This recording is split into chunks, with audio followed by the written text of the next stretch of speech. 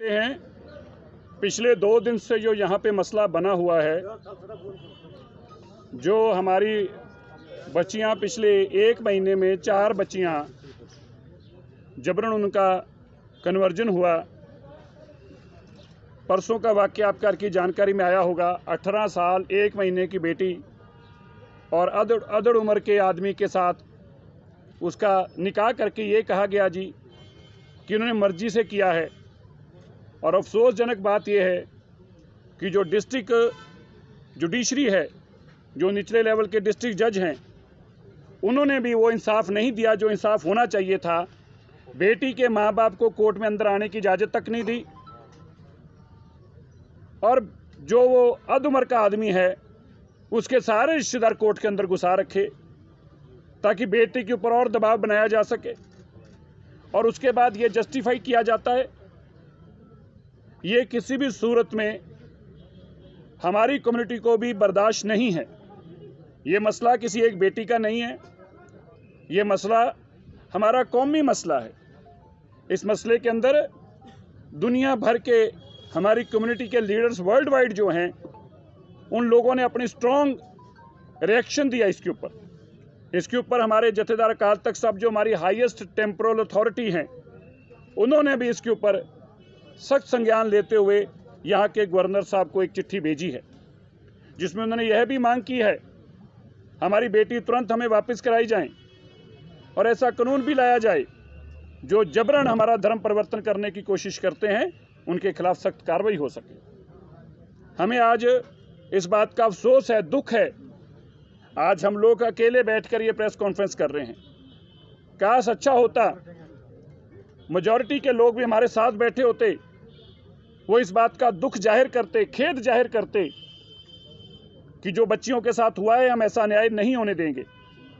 मैं आप सब टीवी चैनल के माध्यम के लोगों से ये बताना चाहता हूँ, एक वो भी वक्त था, मैं आपको याद करना चाहता हूँ, 2014 में जब यहाँ पर बाढ़ आई थी तो गुरुद्वारा बंगला साहिब से 50,000 लोगों का रोज खाना बनाकर हम खुद यहाँ लेके आते थे। श्रीनगर में फ्लाइट में खुद यहाँ मैं आता रहा हूँ, इसी गुरुद्वारे में, वहाँ से 50,000 लोगों का खाना बनाकर लाते थे।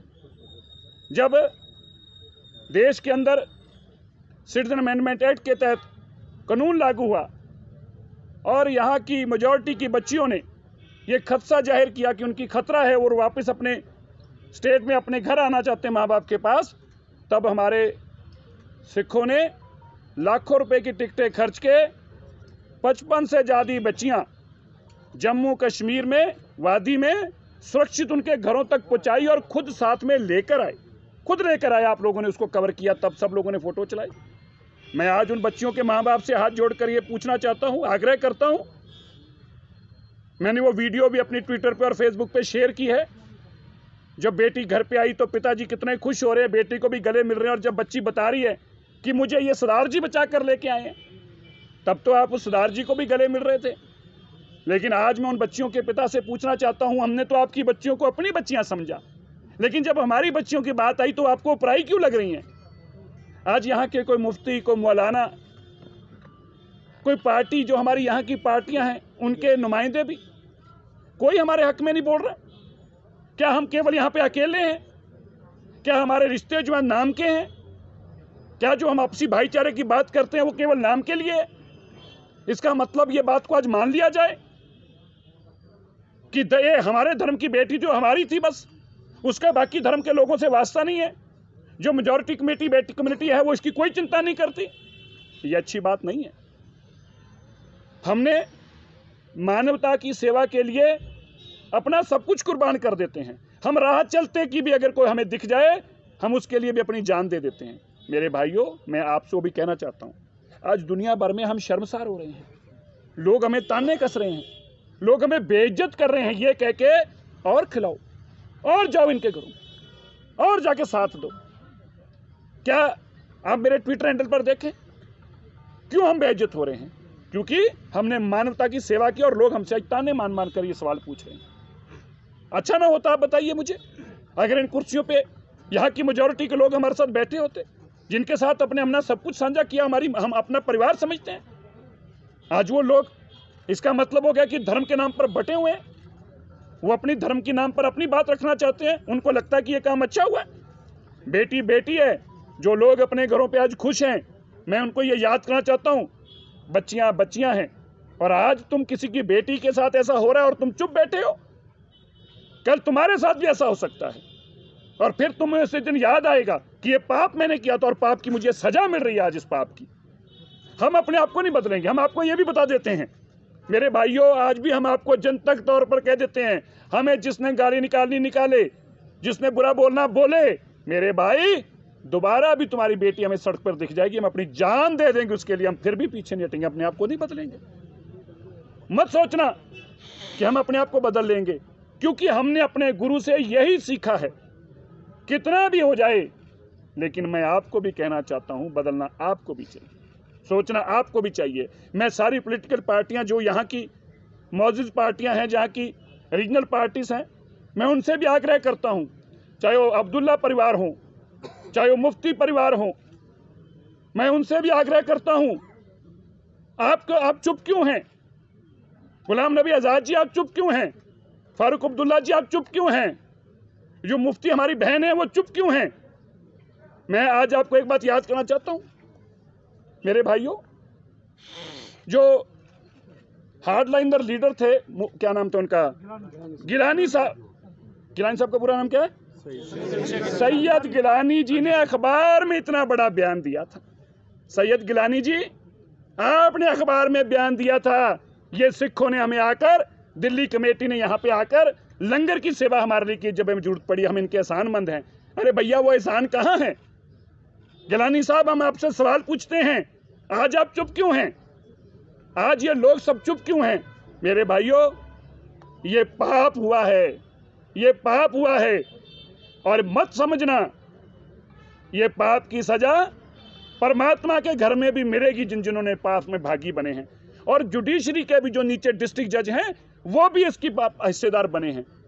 कल मुझे एक वकील फोन करके कह रहा था, आप ऐसे जुडिशरी का नाम मत दीजिए, आप पे मुकदमा दर्ज कर देंगे। अरे मैंने कहा, यार हमारी बेटी, जब हमारी इज्जत नहीं रही मुकदमे से, हम डरते हैं क्या? जेल में डाल दें, हम क्या डरते हैं? लेकिन गलत को गलत कहेंगे कहेंगे कहेंगे। हम उस जज के खिलाफ भी मिलेंगे। हमने आज चीफ जस्टिस साहब से भी टाइम मांगा है। जो निचली अदालत में जज ने बेईमानी की है, 18 साल की बेटी, और आप एक अधबड़े आदमी के साथ भेज रहे हैं। क्या आपकी आंखें में चश्मा नहीं है? क्या आपको दिखता नहीं है? बेटी के माँ बाप को अंदर नहीं घुसने देते? आप इतने बाइस्ड हैं? जुडिशरी के आपने कॉन्स्टिट्यूशन की कसम खाई है, देश के कॉन्स्टिट्यूशन की कसम खाई है, आपने धर्म की कसम नहीं खाई। आप बदल गए। अब आप कल्पना करके देखिए, मैं आप सबसे एक सवाल पूछता हूं, आप कल्पना करके देखिए, इसी तरह 18 साल की बेटी यहां पे आपकी होती, और हमारे किसी 60 साल के आदमी ने उसके साथ शादी की बात की होती, हमारे लोग उसका मुंह काला कर देते। क्या मजाल है हमारे गुरुद्वारे में ऐसा कोई काम करने के लिए? बात भी रख के दिखा दे। क्या जुर्रत है किसी के ऐसा काम करने की? कल्पना भी करके दिखा दे। ये कम्युनिटी के लोग खड़े हैं, बर्दाश्त करेंगे? किसी सूरत में बर्दाश्त नहीं करेंगे। लेकिन ये कानून और ये बातें सब, ये धर्म की बातें सब हमारे तक ही सीमित रह जाएंगी। इनकी चिंता कोई नहीं करेगा।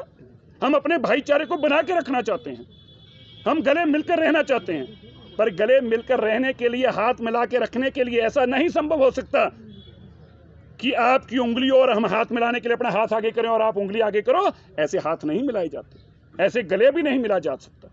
हम आपसे आग्रह करते हैं, आज हम फिर उनसे कहते हैं, जितने भी यहाँ पे मौजूद हैं, बड़े लोग हैं धर्म के आगू, मैं क्योंकि भाई नेम ना तो जानता हूँ ना मुझे पता है, पर मैं ये कहना चाहता हूँ जो यहाँ के मौजूद लोग हैं, धर्म के आगू हैं, जिनकी लोग बात सुनते हैं, आज उनको आगे आना चाहिए।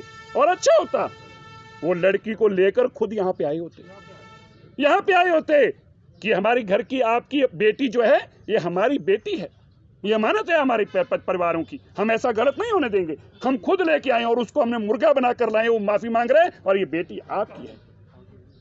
कम से कम हम तो ऐसे ही करेंगे, और मैंने पहले भी कहा, हम आगे भी नहीं बदलेंगे, हम तो ऐसे ही करेंगे आगे। इसलिए हम कल गवर्नर साहब से मिले, हमने गवर्नर साहब को इस सारी बातों के बारे में जानकारी दी। हमने आज सुबह देश के गृह मंत्री अमित शाह जी ने भी आज फ़ोन करके हमसे बातचीत की, और उन्होंने ये भी बताया कि वो कल से गवर्नर से टच में है और सारी मॉनिटरिंग कर रहे हैं सारे घटनाक्रम की। और उन्होंने हमें यह भी आश्वासन दिलाया कि ये बेटियां जिस तरह से अगवा की गई हैं इनके ऊपर सख्त कार्रवाई की जाएगी, किसी को नहीं बख्शा जाएगा, कानून को कानून के तरीके से लिया जाएगा। और यह भी कहा कि ये जो मसले हुए हैं इनके लिए वो तुरंत हमारा सिख डेलीगेशन जो है उसको दिल्ली में उनसे मुलाकात करेंगे और यहाँ पे हालातों की सारी जानकारी लेके और क्या क्या चीज़ें हम चाहिए हैं उनकी भी हम चर्चा करेंगे। और ये हम कम्युनिटी को आश्वासन देते हैं किसी भी सूरत के अंदर बेइंसाफ़ी नहीं होने दी जाएगी। धन्यवाद। आप बताएं और कुछ। तब मैं कोर्ट के अंदर से लेके बाहर तक सब एक ही लोग कहने वाले बात हों जब कि तुझे ये करना है, क्या जरूरत, आप आज बेटी की बात कर रहे हो, आप इस हालातों में आदमी को खड़ा कर दो, आप मेरे साथ चलो, 15 मिनट बाद आप कोर्ट में अंदर यही कहोगे जो मैं चाह रहा हूँ कहने वाला। जब ये सारे लोग तुम्हारे द्वाले खड़े होंगे तो तुम कोर्ट में क्या बोलोगे? वही बोलोगे जो ये सुनना चाहते हैं। क्या जरूरत है तुम्हारी, तुम कुछ और बोल जाओगे? वो तो फिर बेटी है, वो तो फिर बच्ची है। ये तो कोर्ट को देखना है ना। कोर्ट भी क्या देखती है, कोर्ट में ये पूछा जाए भाई तुम दबाव में तो नहीं कराया जा रहा। कोर्ट भी ये बात मानती है ना, तो ही सवाल पूछती है ना। कोर्टें मानती हैं कि दबाव में काम कराया जा सकता है, तो कोर्ट को ये देखना था। कोर्ट अपनी बच्ची को माँ बाप को दे के कहती कि आप जाइए, आज हम सुनवाई नहीं करेंगे, हम आपको ऐसा तो नहीं कि दबाव में काम हो रहा हो। पुलिस को कहती क्या वेरीफाई करके मुझे रिपोर्ट देना कि दबाव में तो कुछ नहीं हो रहा, फिर मैं सुनवाई करूँ। यहाँ तो कह दिया कि लड़की के माँ बाप अंदर नहीं आ सकते। क्यों भाई? लड़की के माँ बाप जिन्होंने पैदा किया उनको अधिकार नहीं अंदर आने का? क्या की एप्लीकेशन रहेगी, क्या का कोर्ट का ऑर्डर रह गया? भरोसा है, लेकिन न्याय व्यवस्था के अंदर कुछ ऐसे लोग हैं जो इस न्याय व्यवस्था का नाजायज फायदा उठा रहे हैं, हम ये कह रहे हैं। तभी हमने कहा कि हम चीफ जस्टिस साहब से मिलेंगे। न्याय व्यवस्था में सबको विश्वास है, लेकिन आपको गलत जानकारी है। एक बेटी वापस आई है, जिसके बारे में आप कोर्ट जहां पे बोल रहे हैं ना, कोर्ट में जो फैक्ट्स क्लियर करिए, आपको जानकारी नहीं है। दूसरी लड़की भी कोर्ट से 4 गाड़ियों में ही भगा कर लेके गए हैं। आपको इन्फॉर्मेशन नहीं है, कोई बात नहीं, हम ही बताएंगे आपको। मैं यही बता रहा हूँ, दूसरी बेटी भी उसी कोर्ट के अंदर ही 4 गाड़ियों में लेके आए हैं और उसको बचा के ले गए। 4 गाड़ियां आई थी, जो दूसरा इतने में हमारे सब लोगों को पता चल गया। ये लोग कोर्ट के बाहर पहुंच गए, कोर्ट को घेरा। दूसरी लड़की कोर्ट के अंदर थी। आप बताइए, आपको कितनी देर होगी रिपोर्टिंग करते? रात को 10:30 बजे आपने कौन सी कोर्ट को चलते देखा? बताइए भाई, बता दीजिए हम गलत हैं, बता दीजिए हमें गलत है तो बताइए। रात को 10 बजे कौन सी कोर्ट आपने खुलती देखी आज से पहले? ये 10 बजे कोर्ट हमारे लिए सवाल है। आप तक तौर पे आप थे नहीं, आपको वीडियो मिल जाएगी किसी न किसी से, मेरे फेसबुक पे भी। हमने अंदर यही बात अनाउंस करके कही है कि अपना भाईचारा है यहाँ पे, इस भाईचारे को किसी सूरत में नुकसान ना पहुंचे। और कुछ लोग अपना एजेंडा भी इसमें से निकालने की कोशिश करेंगे, आप सबको उसमें सतर्क रहना है।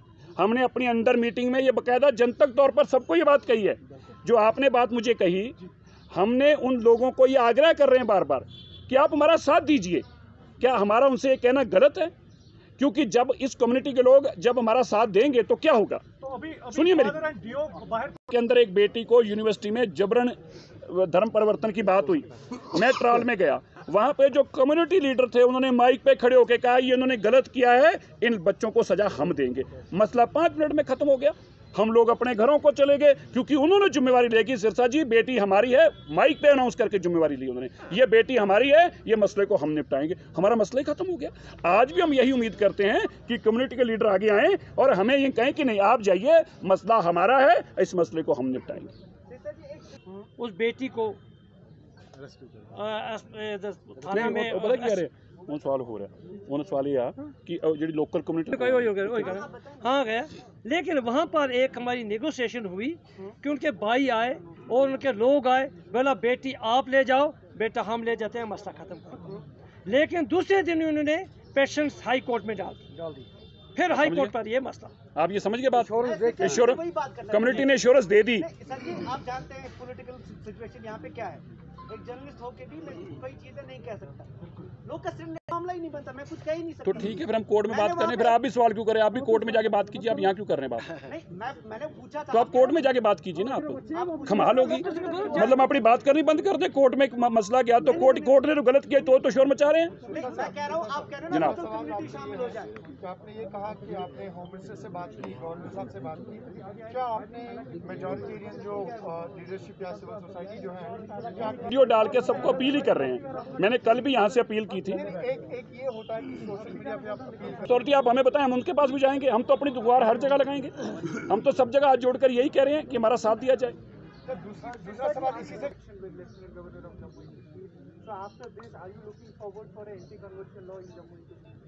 नहीं, ये तो बिल्कुल definitely I am not looking for that. My community over here is strong follower की ये चीज, स्ट्रॉन्ग बिलीवर की ये चीज़ होनी चाहिए।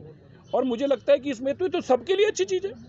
ये किसी एक कम्युनिटी के लिए तो लॉ नहीं होगा, ये तो सभी के लिए लॉ है। और अगर ऐसा कोई कानून बनता है तो उसका तो लाभ हम सबको ही मिलेगा।